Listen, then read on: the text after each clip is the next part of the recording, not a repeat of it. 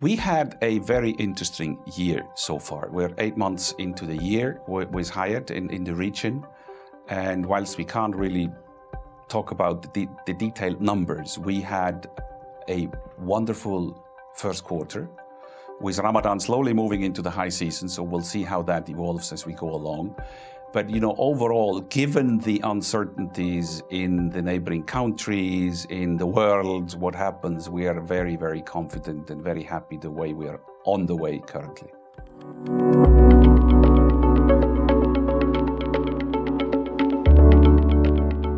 I'm Kurt Straub. I'm the VP Operations for Hyatt Hotels and Resorts here in Dubai, looking after Africa, the Middle East and Southwest Asia. Very excited to be here. Been in Dubai for a bit more than 1.5 years and just a bit more than 26 years actually with the company. The pipeline, interesting word, especially in the region we are. We have a very exciting pipeline in general. We currently have in the Middle East about 6,100 keys operational, and we're going to add about 3,200 going forward in the next 2 to 3 years, all going well. Especially strong is Saudi Arabia. We have a number of brands coming into Saudi Arabia. We have a first-time Grand Hyatt joining us in Al Khobar, the Grand Hyatt Al Khobar, which will likely be sometime second quarter of next year. We have a Hyatt Regency in Jeddah coming up, which is Serafi Mall. Then we are adding a Hyatt House, Hyatt Place combo, basically, together in one building in Riyadh, in Kaft. And at the same time, we also had first entries of Hyatt Place in Riyadh this year at the beginning, and there's a lot happening. We're really excited to see. I mean, Riyadh alone is very exciting what's happening with Kaft and all these developments, and we're planning to add until 2023 about 1,400 keys.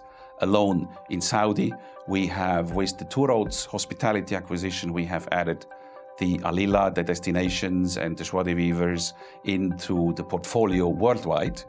And that also includes Thompson and Tommy, eventually the smaller brand.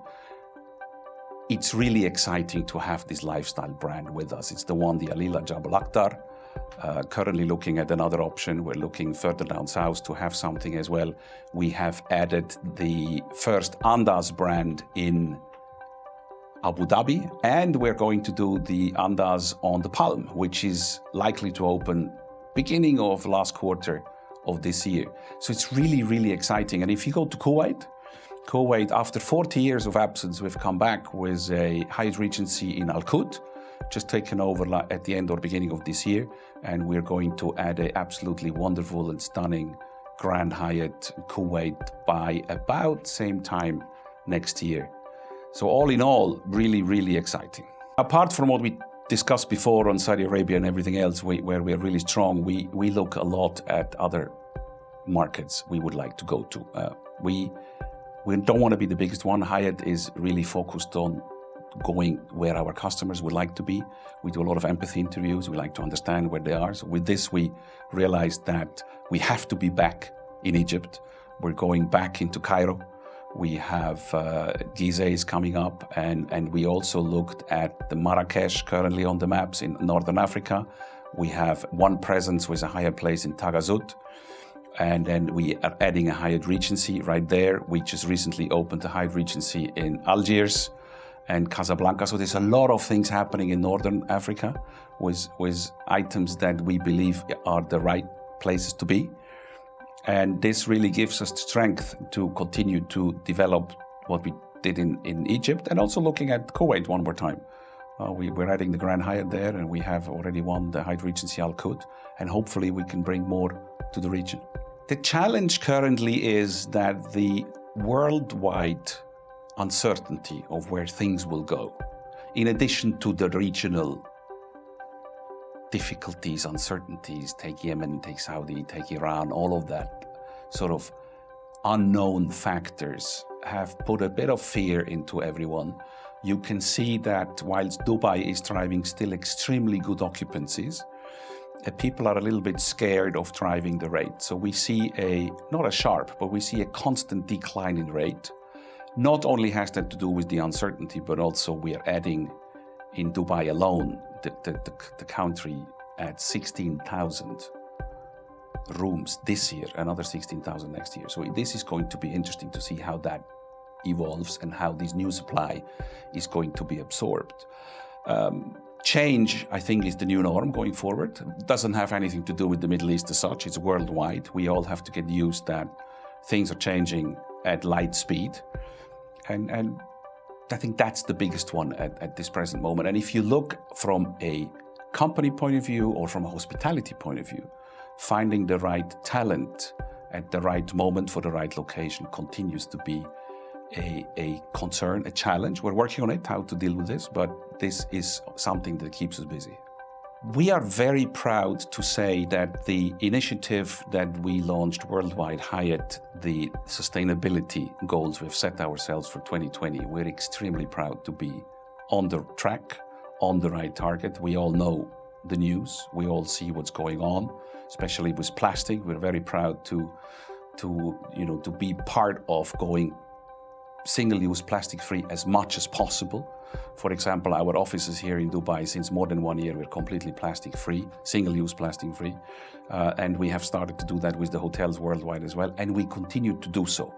And I'm a strong believer. My origin is Switzerland. We apparently are, stars in how we recycle things, from glass to aluminum to whatever it is. It is key. And we all have to start to do that. So we're very proud about that.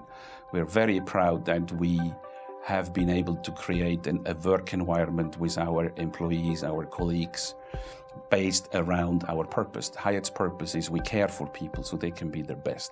So we do everything possible to make that work, whether this is new ways of working, whether this is to give the people in the office the opportunity to work from home sometimes, if needed. We all have busy lives.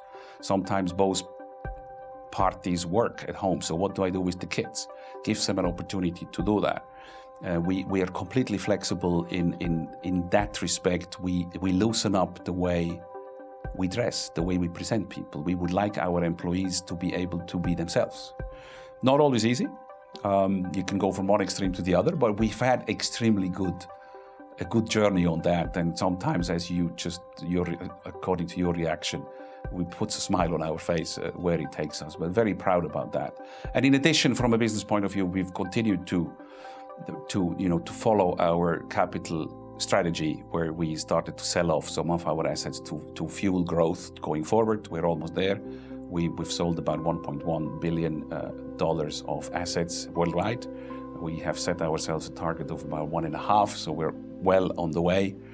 And this is really the two biggest items we currently look at. And going forward, we just about to launch our global summit, where we bring our general managers together, and there we focus a lot on personalization in the digital world.